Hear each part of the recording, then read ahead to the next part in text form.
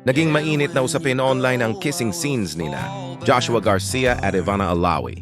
Matapos lumabas ang mga clip mula sa ipapalabas nilang serye na pinamagatang Love is Never Gone. Maraming sumubaybay at nagulat. Dahil ito lang ang unang pagkakataon na magkatambal silang dalawa, kaya agad napansin ang kanilang chemistry. Sa mga MediaCon at interview, naging open ang dalawa pagdating sa kissing scenes. Ayon kay Ivana, binigyan niya ng 10-10 ang halik ni Joshua, habang si Joshua naman ay nagbigay ng 9-10 kay Ivana.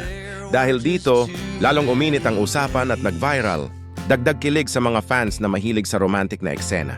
Sa serye, ang kissing scenes ay hindi lang effect, kundi mahalagang bahagi ng kwento na umiikot sa pag-ibig, pagtataksil at second chances.